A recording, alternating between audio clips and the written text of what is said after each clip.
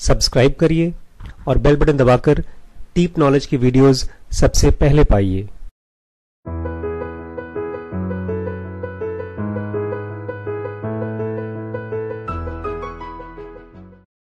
नमस्कार दोस्तों, मैं हूँ Ashish Shukla from deep knowledge और हम लोग पढ़ रहे हैं स्टार्टअप्स की सबसे इम्पॉर्टेंट कॉन्सेप्ट जिसका नाम है हेजहॉग कॉन्सेप्ट। हेजहॉग एक ख़ास तरह का जानवर होता है। हेजहॉग का कंपैरिजन किया गया है लोमड़ी से, फॉक्स से। फॉक्स बहुत कुछ जानती है और हमेशा अटैक करने की कोशिश करती है हेजहॉग पे, और हेजहॉग बेचारा सिंपल एक चीज़ जानता है और वो है जब कोई लोमड़ी अटैक करे या कोई भी जानवर अटैक करे अपने सब कांटे खड़े कर देने हैं। ये एग्जाम्पल है एक ऐसी स्टार्टअप या तो ऐसे बिजनेस, ऐसी कंपनी का कंपैरिजन उस कंपनी से जो फेल होती हैं। बड़ी बड़ी कंपनियां भी फेल होती हैं क्योंकि जब लोगों का ना फोकस हट जाता है या फोकस क्लियर नहीं होता, ऐसा होता है कंपनीज का भी फोकस क्लियर नहीं होता बहुत बार।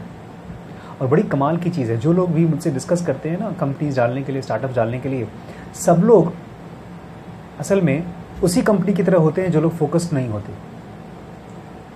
जो भी कंपनीज चालू हुई हैं सब ग्रो करना चाहती हैं, सब अमीर बनना चाहती हैं, लेकिन अमीर वो बनती नहीं है जो अमीर बनना चाहती हैं। ये बहुत ख़ास चीज़ है। अमीर वही बनती हैं जो सक्सेस के नियमों को, सूत्रों को बहुत गहरे से समझ ले, लागू करे नहीं। जो कंपनीज सूत्रास को नहीं समझती हैं और लागू करती हैं वो श्योर शॉट फेल होंगी, क्योंकि जब आप समझ ही नहीं सकते तो लागू कहाँ से करेंगे। तो ऐसे जैसे आप मैथ्स का फॉर्मूला समझ में नहीं आ रहा है लेकिन लागू कर रहे हैं आप किसी का भी वॉल्यूम, सर्कल का वॉल्यूम आप, सॉरी स्फीयर का वॉल्यूम आप सिलेंडर में लगा रहे हैं, कुछ तो निकलेगा लेकिन राइट चीज़ नहीं निकलेगा। हेजहॉग कॉन्सेप्ट बहुत ही प्रिसाइज कॉन्सेप्ट है, बहुत ही इंपॉर्टेंट कॉन्सेप्ट है बिजनेस का। ये उन सारी कंपनीज ने अप्लाई किया है जो बहुत आगे गई हैं बाकी कंपनीज में से। हेजहॉग कॉन्सेप्ट क्या है? मैंने बताया था कि मैं दो कंपनीज को कंपेयर करूंगा। सबसे पहले वॉलग्रीन्स। वॉलग्रीन्स दवाई की दुकानों की चेन थी, फार्मेसी की दुकानें, जैसे नहीं फार्मासिस्ट होते हैं। अच्छा, इनके जब सीईओ से पूछा गया, आपने इनकी जो मार्केट, जो जनरल मार्केट जितना तेज आगे बढ़ा था उससे 4 गुना, और उनकी कंपैरिजन कंपनी कौन सी थी? वॉलग्रीन्स की कंपैरिजन एक्कर्ट से 5 गुना 10 गुना आगे बढ़ी, फास्ट ग्रोथ हुई उनकी। उनसे पूछा गया कि आपने ये ग्रोथ किया कैसे, आपको कैसे मालूम पड़ा कि ये स्टेप्स लेना है? कुछ खास स्टेप्स लिए थे? तो उनके जो सीईओज थे ना बड़े कंफ्यूज होते थे, बोलते थे कि ये इतना क्लियर था हम लोगों को, इतना साफ था कि हमने और कुछ किया ही नहीं। ये है, पता है, जब एग्ज़ाम में आप मैथ्स का एग्ज़ाम सॉल्व करते रहते हैं तो एक तो बच्चे होते हैं जिनको मालूम नहीं होता क्या फार्मूला लगाना है, क्या करना है, कुछ नहीं मालूम होता, तो सोचते रहते हैं, तुक्के लगाते हैं। और एक वो बच्चे होते हैं जो अनिल जैसे बच्चे होते हैं, उनको सब कुछ मालूम होता है, मतलब वो देखते एग्ज़ाम देखते उनको मालूम पड़ जाता है क्या करना है। यही क्लैरिटी होती है एक कंपनी में जो सही स्टेप्स लेती है। बिकॉज अगर आपको सही स्टेप्स नहीं मालूम है तो आप कुछ न कुछ तो करेंगे। तो वही हुआ। वॉलग्रीन्स बोलते हैं कि हमने देखा, जब ये दवाइयों में जब इन्होंने बेचना शुरू किया, बोलते हैं हमने स्टडी करना शुरू किया कि कस्टमर्स को क्या चाहिए। तब इन्होंने एक खास चीज़ निचोड़ निकाला अपनी कंपनी के और कस्टमर्स के एक्सपीरियंसेस से। वो खास चीज़ क्या है पता है? उन्होंने अपनी कंपनी से निष्कर्ष क्या निकाला, निचोड़ क्या निकाला? They have to make best most convenient drug stores. Most convenient मतलब सुविधाजनक। जैसे इन्होंने क्या किया, जब ड्रग स्टोर्स बनाना शुरू किया तो एकदम कोने की दुकान ली। मार्केट में एक ही मार्केट है, ठीक है, मार्केट में कहीं पर भी आप शॉप खोल सकते हैं, लेकिन उन्होंने जानबूझ के खोज के एकदम कोनों, जो मार्केट का एकदम कॉर्नर होता है, वहाँ पर दुकान ली। वो थोड़ा ज़्यादा कन्वीनियंट होता है, कस्टमर्स वहाँ से भी आ सकता है, यहाँ से भी आ सकता है, एक छोटी सी चीज़ के लिए। लेकिन उन्होंने पता है क्या किया? खाली ऐसा नहीं कि ठीक है कोनों में ले लिया, बड़ी बड़ी शॉप्स जहाँ थी इन्हीं की अपनी, उसको बंद करके बगल में आधे किलोमीटर दूर कोनों में शॉप्स लिए। चाहे नुकसान हो गया उन शॉप्स को, बड़ी बड़ी शॉप्स को बंद करने में, क्योंकि उन्होंने सूत्रा बनाया। उन्होंने देखा कि आपको कन्वीनियंट स्टोर होगा तो कस्टमर आपके पास अंदर आएगा ही आएगा, ज़्यादा कस्टमर आएगा। प्लस एक और चीज़ खोजा उन्होंने, हाई प्रॉफिट पर कस्टमर विजिट। कि एक बार हमारे कस्टमर हमारे शॉप में घुसता है तो उसके हर विजिट पर हम कितना ज़्यादा प्रॉफिट कमा सकते हैं। ये सुनने में थोड़ा सा मुश्किल है, समझने में थोड़ा मुश्किल है, बिकॉज ये हम एक कंपनी के बारे में समझ रहे हैं। इन्होंने क्या किया, इनके पास उसमें 150-200 दुकानें थी ऑल ओवर अमेरिका। सारी दुकानों को एक एक करके बंद करके नई दुकानें खोली। किसी को कानों कान खबर नहीं किया, अपने ही कंपनीज में इनको मालूम पड़ गया, बॉस कस्टमर। इन्होंने पता स्टडी किया कि एक्सीडेंटली ऐसा हुआ कि किसी एक शॉप में कस्टमर ज़्यादा आते थे, तो जाकर उनके CEOs और रिसर्च करने वाले बैठे रहते थे कि क्यों ज़्यादा आते हैं। और फिर उन्होंने ये देखा कि कॉर्नर वाले में, कन्वीनियंट स्टोर में ज़्यादा आते हैं लोग। बड़ी स्टोर में नहीं आते, जहाँ रेयर दवाइयाँ रखते हैं वहाँ नहीं आते, लेकिन जहाँ कन्वीनियंट होता है वहाँ आते हैं। एक बार इनको जब ये क्लियर हो गया सूत्रा, तो उन्होंने अपनी दुकान बाय दुकान, सिटी बाय सिटी, शहर, स्टेट बाय स्टेट, सारी कंपनी, सारी दुकानों को रिप्लेस कर दिया। वहीं अपजॉन ने क्या किया, अपजॉन भी बहुत बड़ी कंपनी है, सॉरी एकहर्ट ने क्या किया,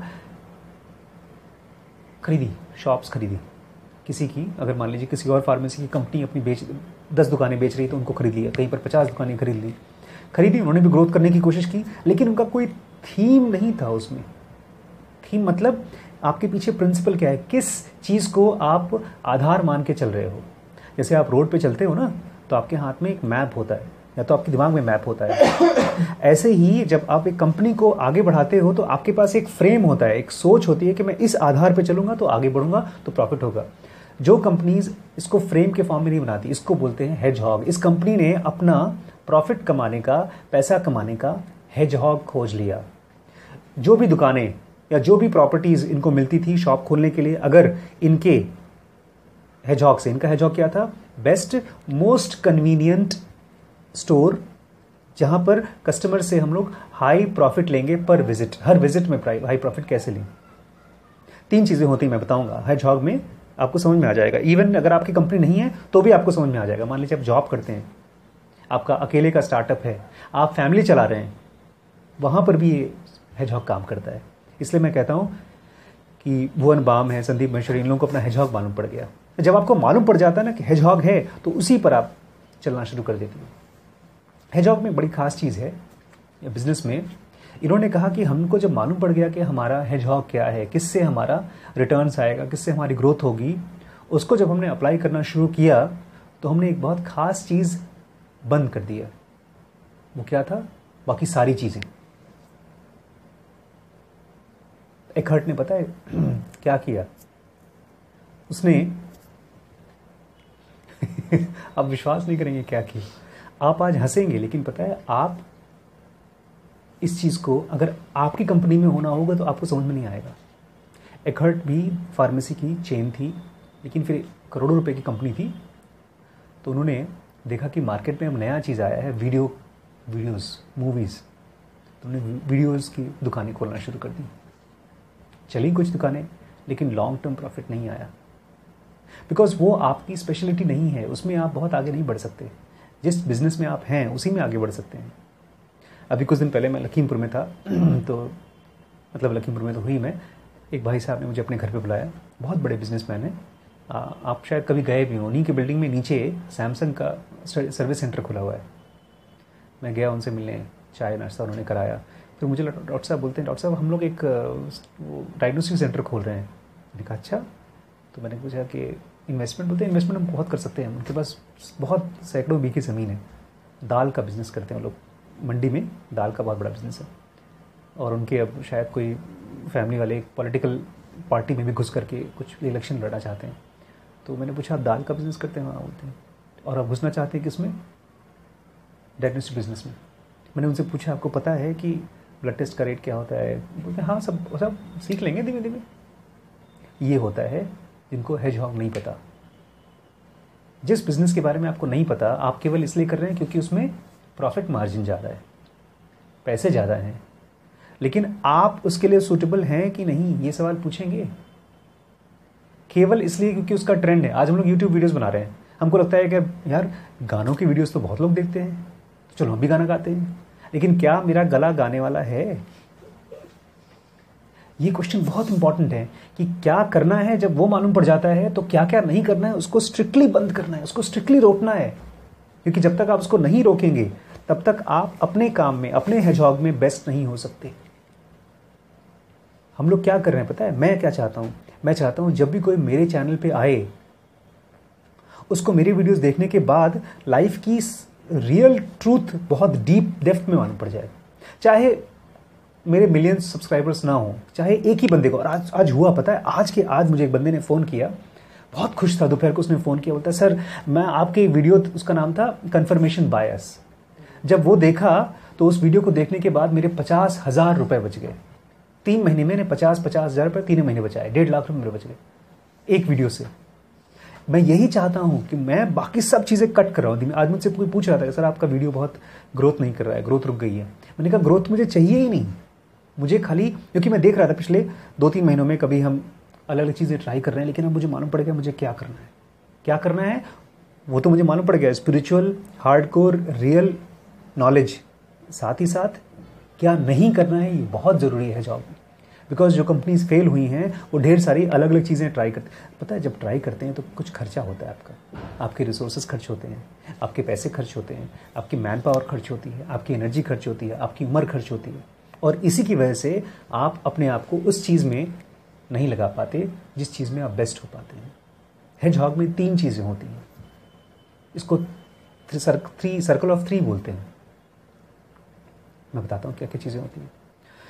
इस सर्कल को ध्यान से सुनिएगा, बिकॉज ये सर्कल सुनने में बहुत आसान है लेकिन समझने में इतना मुश्किल है कि खट से स्लिप हो जाएगा। आपको लगेगा सर ये तो हम समझ गए। सबसे पहला है, 3 सर्कल हैं और तीनों सर्कल के बीच में जो आता है वो चीज़ आपको करना है, वही आपका हेजहॉग है।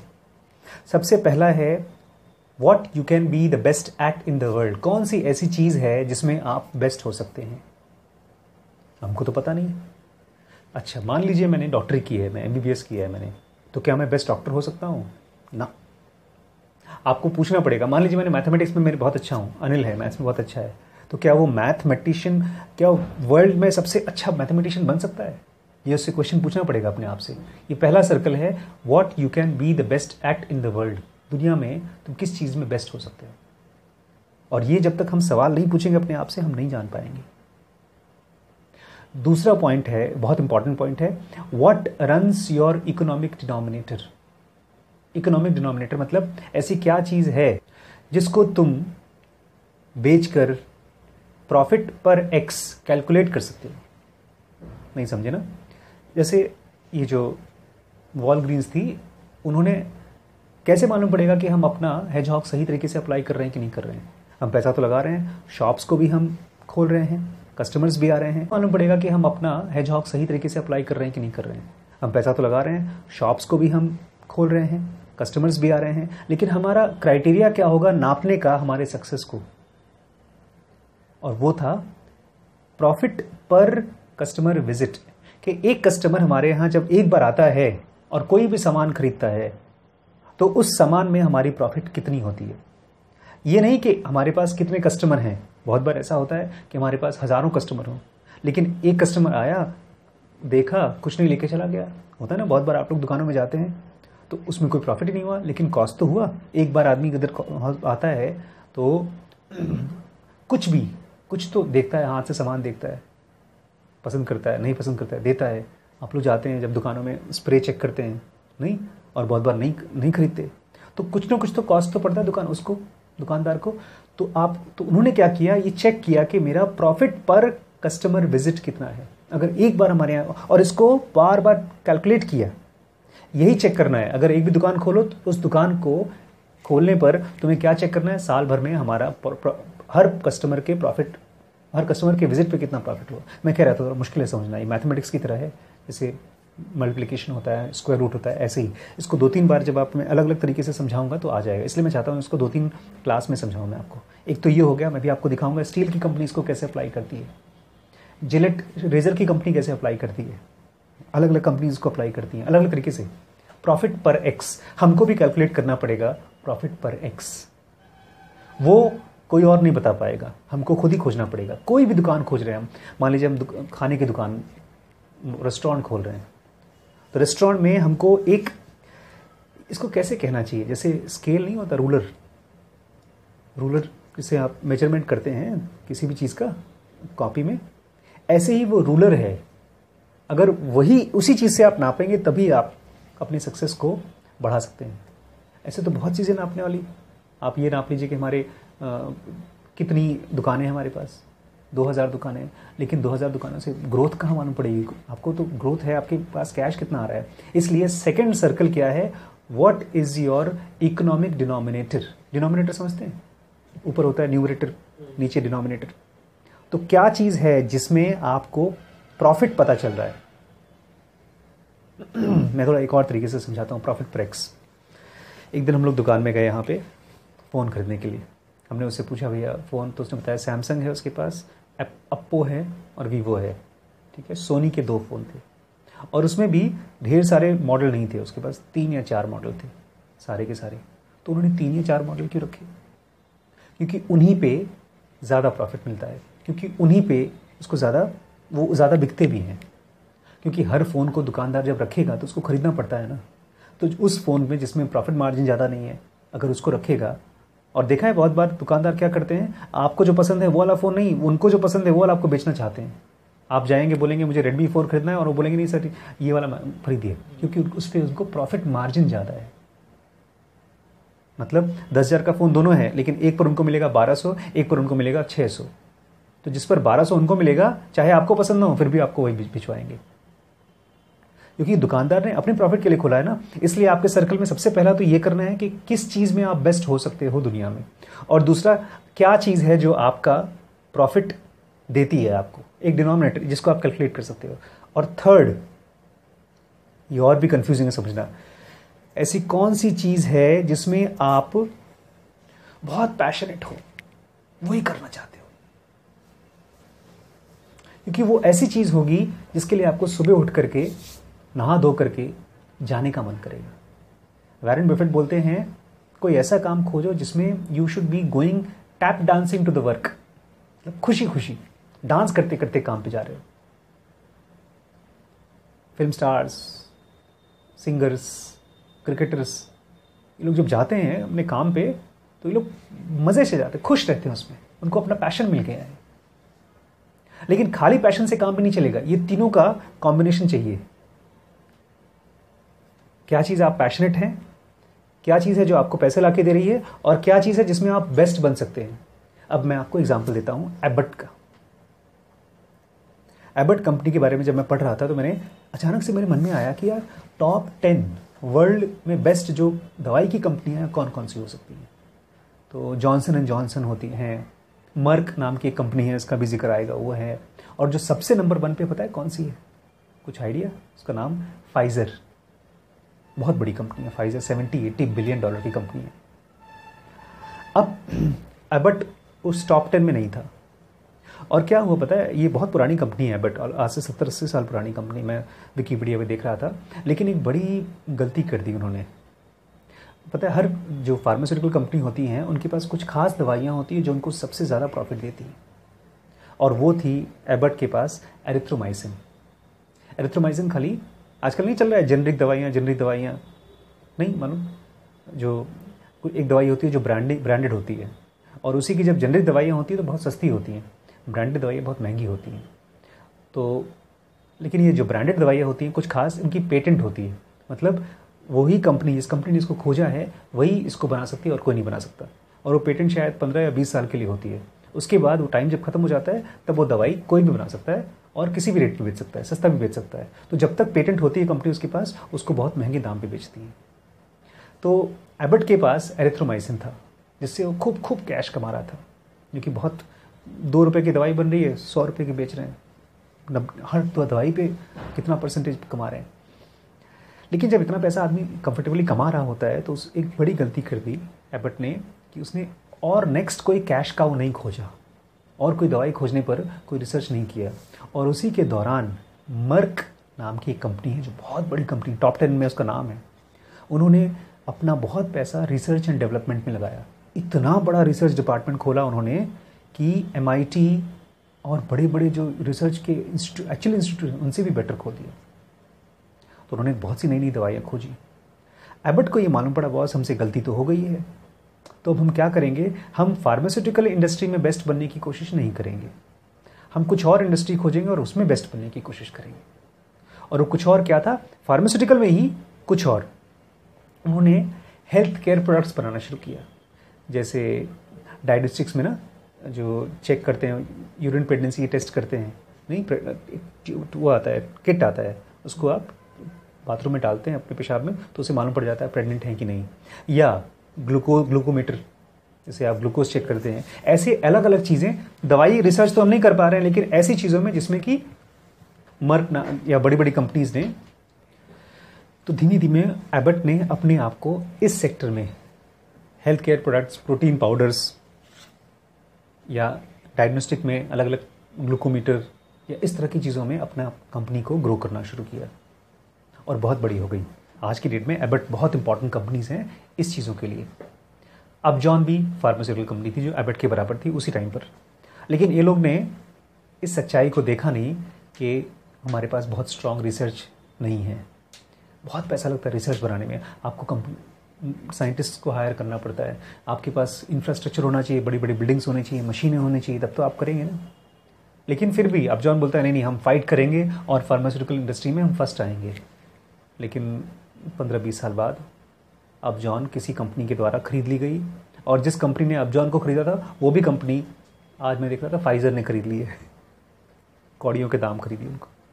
आपको देखना पड़ेगा ना कि आप किस से लड़ाई कर सकते हैं, आपकी पावर क्या है, किस तरफ आप घुस सकते हैं। अभी लखीमपुर का मैं एग्जांपल दूं, आप बोलते हैं मैं मिठाई की दुकान बनाऊंगा, मिठाई वाले से कंपटीशन करूंगा। क्या आपने कभी मिठाई बनाई है? तो आप फिर उस कंडीशन में क्या कर सकते हैं, आप मिठाइयाँ मत बनाइए, कोई और चीज़ बनाइए जो मिठाई वाला नहीं बना रहा है। अगर तो यही होता है कि आपको देखना पड़ेगा कि मैं किस सेक्टर में जाकर के I can be the best at अगले नेक्स्ट 10-15 सालों में। क्योंकि आपने अगर अपना सेक्टर नहीं डिफाइन किया, बहुत बड़े बड़े प्लेयर्स हैं। अभी जो आस्क मी नाम की कंपनी थी वो खत्म क्यों हुई? क्योंकि वो सर्च इंजन बना रहे थे।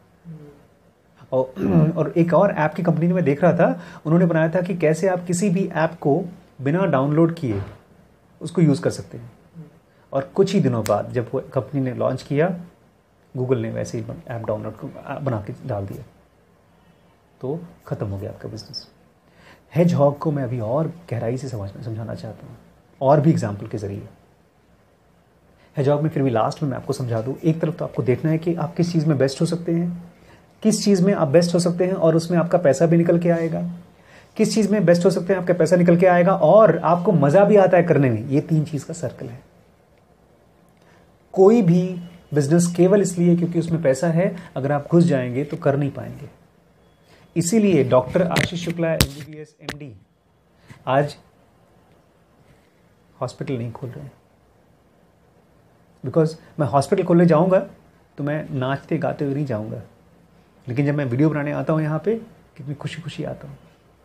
ये डिफरेंस है। बिकॉज आप उसी काम को कर सकते हैं सालों साल तक जिस काम में आपको मजा आता है। नहीं तो एक हो जाएगी बीवी, एक हो जाएगी गर्लफ्रेंड। और last but not the least, hedgehog concept में ये बहुत जरूरी है, क्या क्या नहीं करना है। केवल कोई भी चीज प्रॉफिट दे रही है इसलिए। अभी कुछ दिन पहले एक भाई साहब स्कूल खोलना चाहते थे, स्कूल खोल दिया उन्होंने, 2 स्कूल खोल के। पता है मेरे पास कुछ दिन पहले आए थे, बोलते हैं मैं डॉक्टर साहब, मैंने कहा बहुत अच्छा बिजनेस खोजा। मैंने कहा क्या बिजनेस खोजा आपने? बोलते हैं एक बर्ड है, कोई बर्ड है, उसका मीट वगैरह बहुत फॉरेन में बिकता है बहुत ज़्यादा। बोलते हैं हम उसकी फार्मिंग करते हैं उस बर्ड को। मैंने कहा क्यों? मन में सोचा कि बर्ड बेच करके इस आदमी को क्या मज़ा आएगा, केवल पैसे कमाने के लिए। मैंने उसकी शक्ल देख रहा था, स्कूल क्यों खोलना था? पैसे कमाने के लिए। कुछ दिन पहले आए थे, कोई नेटवर्क मार्केटिंग लेकर आए, क्यों? क्योंकि पैसे कमाना है। पैसे कमाना है, खाली ये मोटिवेशन होता नहीं है। और अगर खाली ये मोटिवेशन है तो आप कभी भी बड़ा बिजनेस नहीं कर सकते। सर आपने कभी BHU देखा है? BHU बहुत बड़ा कॉलेज यूनिवर्सिटी, मदन मोहन मालवीय ने उसको डोनेशन से बनाया है। 1-1 रुपए उन्होंने एक आदमी से मांगे थे। डोनेशन से हम डीप नॉलेज यूनिवर्सिटी बना सकते हैं, जो मेरा प्लान है। सब्सक्राइब और लाइक तो करना ही करना है, कमेंट तो करना ही करना है, बट डोनेट करके डीप नॉलेज यूनिवर्सिटी को बनाइए, डीप नॉलेज की वीडियोस को बनाने में हेल्प करिए। Thank you so much.